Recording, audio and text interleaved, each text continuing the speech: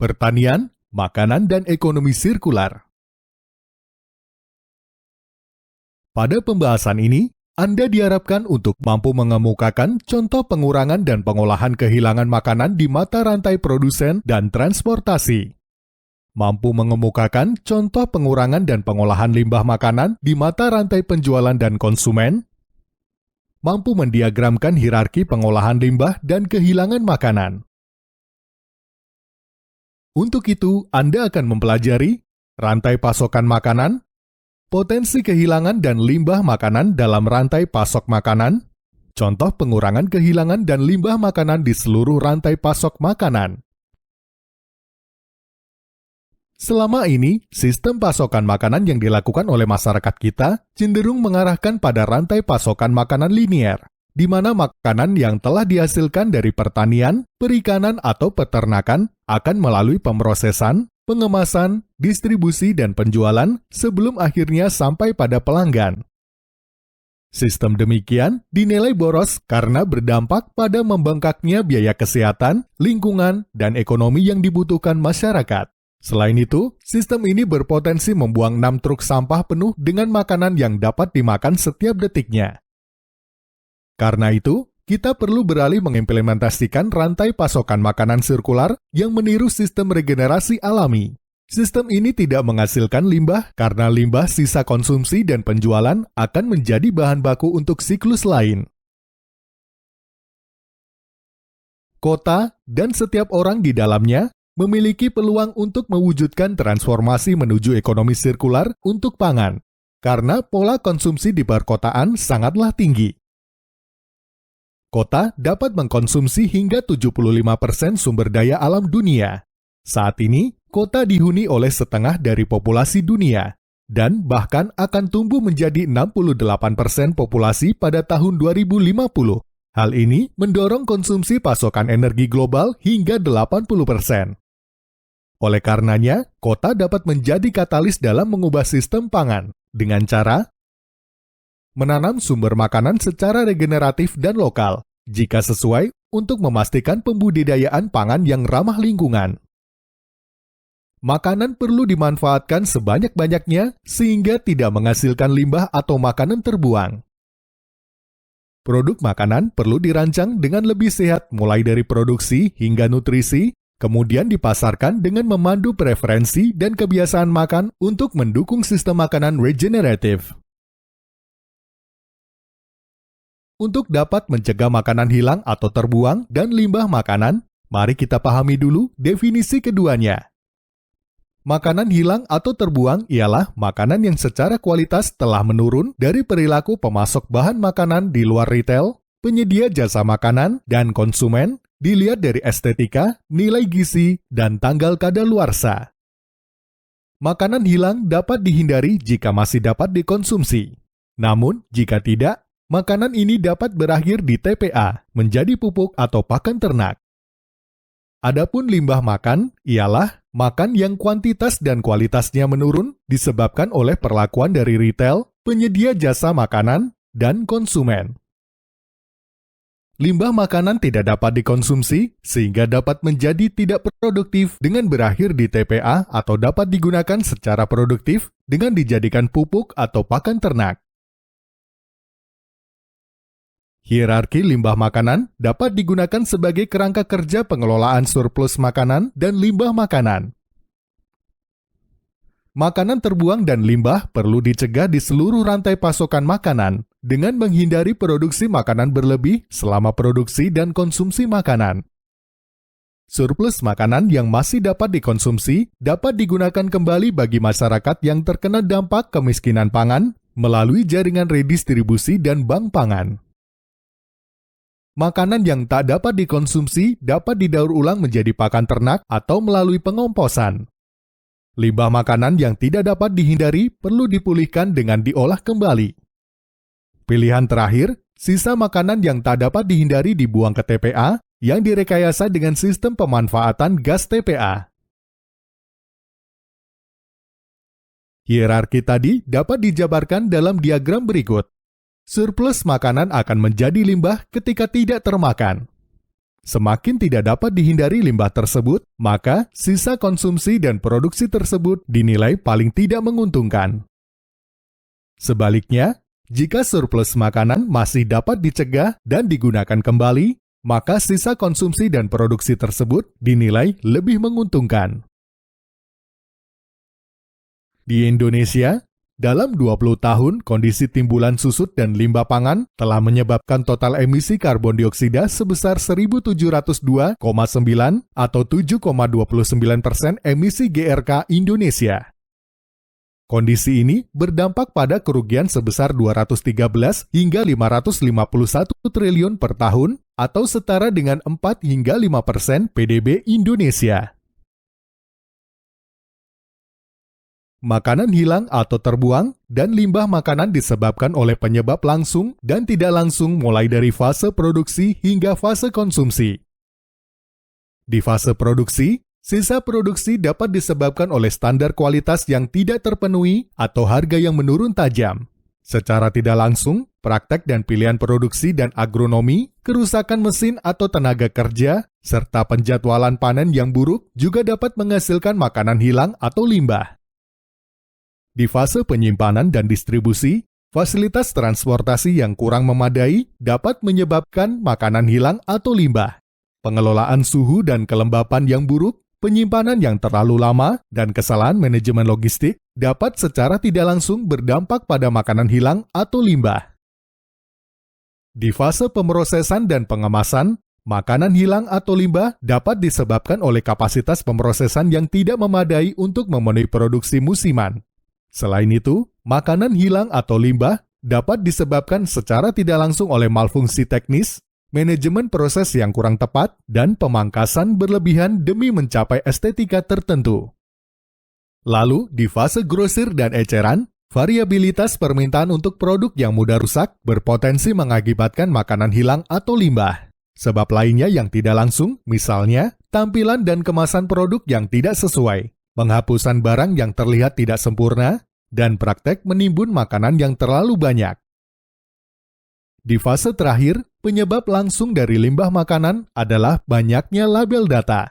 Secara tidak langsung, limbah ini disebabkan oleh kebingungan dalam membaca tanggal kadaluarsa dan label tanggal konsumsi yang disarankan, penyimpanan stok atau manajemen stok di rumah yang buruk, dan porsi produk yang terlalu besar bagi konsumen.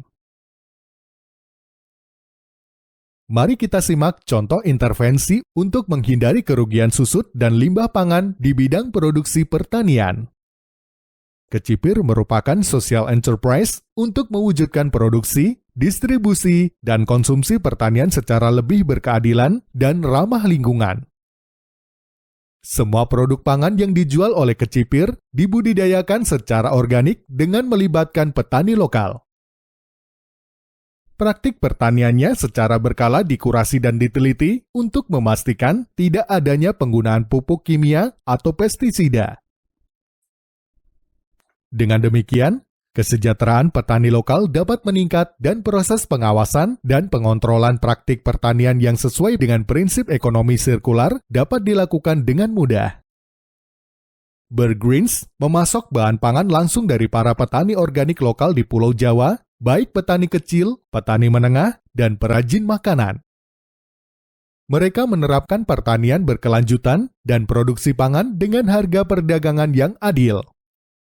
Sumber bahan pangannya tidak menggunakan bahan-bahan kimia tambahan serta menggunakan minyak kelapa, garam laut, dan rempah-rempah lokal. Contoh intervensi di bidang distribusi adalah Aruna, yang memanfaatkan potensi laut Indonesia dengan penggunaan teknologi. Rantai pasok produk perikanan dirampingkan dengan menghubungkan nelayan skala kecil dengan konsumen pasar global melalui inovasi teknologi digital berupa sistem Aruna Heroes. Aruna Heroes ialah aplikasi profiling nelayan Aruna yang membantu konsumen luar negeri untuk memperoleh traceability. Aruna telah berhasil mendistribusikan produk hasil tangkapan laut ke 8 negara sebanyak 44 juta kilogram, serta membangun lebih dari 40 pusat distribusi dan lebih dari 70 Aruna Hub. Intervensi mengurangi limbah makanan juga dapat dilakukan melalui pengembangan kebijakan dan kampanye publik. Contohnya ialah poster sosialisasi dan acara TV bersama Tayo Sugiura. Hierarki pengelolaan sampah makanan pada Undang-Undang tentang Pengurangan Sampah Makanan di Perancis dan kampanye penyaluran kelebihan makanan oleh Surplus Indonesia. Surplus, sebuah startup lokal melakukan intervensi mengurangi kerugian dalam konsumsi makanan dengan menyalurkan kelebihan produksi makanan melalui marketplace dan donasi. Selain contoh-contoh tadi, strategi pengelolaan susut dan limbah pangan dapat dilakukan melalui 5 elemen berikut. Perubahan perilaku, pembenahan penunjang sistem pangan, penguatan regulasi dan optimalisasi pendanaan, pemanfaatan susut dan limbah pangan, serta pengembangan kajian dan pendataan susut dan limbah pangan. Selain itu, strategi penguatan sistem pasokan makanan menuju kota berkelanjutan juga perlu dilakukan, yakni dengan mendukung produsen, distributor, dan pedagang di UMKM. Misalnya, dengan memberikan bantuan teknis dan pendanaan untuk penyediaan makanan yang sehat dan aman, pelabelan jaminan kualitas dan keamanan makanan, mendukung pengadaan produk pangan lokal, memfasilitasi produsen untuk dapat mengakses pasar dengan disertai dukungan investasi, pemberian bantuan teknis untuk menjaga kualitas dan harga pasar, jaringan perlindungan sosial terhadap petani kecil, masukan kegiatan terkait pertanian organik dan pertanian ramah lingkungan pada program dan kebijakan. Beberapa contoh kota yang sudah menerapkan strategi di atas adalah Belo Horizonte di Brasil, Toronto di Kanada, dan Ile-de-France di Prancis. Strategi berikutnya adalah dengan meningkatkan ketahanan dan efisiensi pengelolaan sumber daya dengan cara harmonisasi rencana strategis produksi pangan antar pemerintah daerah untuk mengurangi dampak perubahan iklim dan mitigasi bencana. Menggunakan pajak air atau keuntungan PDAM untuk mengembangkan infrastruktur air di kawasan pinggiran perkotaan dan pedesaan, serta melindungi sumber air dan badan air. Bantuan pendanaan untuk kegiatan ekonomi sirkular terkait pemenuhan nutrisi dan energi dari sampah makanan untuk produksi energi dan pertanian di perkotaan melalui tempat pengelolaan sampah terpadu. Pemberian insentif terhadap kegiatan daur ulang sampah melalui penukaran sampah daur ulang dengan makanan bergizi. Beberapa contoh kota yang sudah menerapkan strategi di atas ialah Linköping di Swedia, Quito di Ekuador, dan Rosario di Argentina. Strategi lainnya adalah penyediaan produk pangan yang lebih sehat dan berkualitas dengan cara memperbaiki rencana diversifikasi pangan, produk pangan yang sehat untuk manusia dan bumi, pemanfaatan sisa produksi industri pangan, pemulihan alam dan lingkungan. Bantuan untuk konsumen berpenghasilan rendah juga bagian dari strategi penguatan sistem pasokan makanan. Hal yang bisa dilakukan antara lain, penerapan harga dasar pasar melalui subsidi dan peraturan pada bahan makanan pokok untuk menjamin pemenuhan gizi melalui makanan sehat pada masyarakat ekonomi lemah. Sosialisasi, pendidikan, dan pelatihan untuk meningkatkan kesadaran terhadap makanan yang berkelanjutan dan bergizi, serta pengelolaan, pencegahan, dan pengurangan sampah makanan. Pemulihan dan pendistribusian makanan yang aman dan bergizi untuk dikonsumsi. Strategi selanjutnya adalah peningkatan aspek regulasi dan pemerintahan melalui pengembangan perencanaan dan penyusunan kebijakan dengan cara membangun sistem dan mekanisme untuk menyelaraskan seluruh pemangku kepentingan di seluruh level pemerintahan, baik vertikal maupun horizontal. Memberikan prioritas pada warga miskin di pedesaan dan perkotaan dan kelompok-kelompok rentan. Untuk mewujudkan ekonomi sirkular pada rantai pasokan makanan, diperlukan kerjasama antar pemangku kepentingan di level internasional, nasional, regional, dan lokal, demi terwujudnya aktivitas ekonomi, produksi, dan konsumsi yang berkelanjutan serta berprinsip ekonomi sirkular. Kolaborasi ini berkaitan dengan pengembangan SDM, penyusunan regulasi, peningkatan pembiayaan, dan inovasi teknologi yang mendukung implementasi ekonomi sirkular. Ekonomi sirkular tidak dapat diwujudkan tanpa adanya kolaborasi antara pemerintah, entitas bisnis, akademisi, media, dan masyarakat umum. Dengan memahami potensi yang dimiliki tiap daerah, kolaborasi dapat saling menutup kekurangan dan memperkuat potensi yang ada. York Region Food Network adalah contoh kolaborasi untuk lapisan masyarakat yang dibentuk untuk mewujudkan rantai pasokan makanan yang sehat dan adil. Setiap pemangku kepentingan dapat berperan untuk mewujudkan ekonomi sirkular. Misalnya, produsen pangan dapat menggunakan pupuk organik yang dibuat dari daur ulang sampah perkotaan, terhubung dengan pasar lokal, dan menerapkan sistem pertanian berkelanjutan. Perusahaan makanan dan minuman dapat mendesain dan mempopulerkan produk yang sehat, mencegah adanya makanan yang terbuang dalam rantai supply, dan menggunakan bahan baku yang berkelanjutan. Retailer, tengkulak, pedagang, dan distributor dapat memperbaiki sistem logistik untuk mencegah sampah makanan, meningkatkan nilai dari sampah yang tidak bisa dihindari melalui upcycle, dan memasukkan sosialisasi ekonomi sirkular melalui kegiatan marketing. Adapun restoran, rumah makan, kafe, dan sejenisnya dapat menggunakan bahan baku yang berkelanjutan, mencegah dan mendaur ulang sampah, dan memberikan opsi makanan yang ramah lingkungan pada daftar menu. Kemudian, pengelola sampah dapat meningkatkan teknologi dan sistem untuk pemisahan dan pemanfaatan sampah organik, serta bekerja sama dengan sektor publik dan privat untuk mengembangkan produk ekonomi bio seperti pupuk dan material bio. Pemerintah kota dapat berkolaborasi dengan seluruh level pemerintahan terkait kebijakan yang mendukung petani dalam mengadopsi pertanian regeneratif, memberikan insentif pada kegiatan pengurangan sampah makanan, dan kegiatan pemisahan dan daur ulang sampah organik, mendukung entitas bisnis yang menerapkan prinsip-prinsip ekonomi sirkular. Lembaga pendidikan dapat memasukkan sistem pangan dalam kurikulum, memajukan penelitian, pengembangan, dan penerapan melalui skema private-public partnership dengan mendirikan platform inovasi dan menerapkan prinsip-prinsip ekonomi sirkular di lingkungan kampus.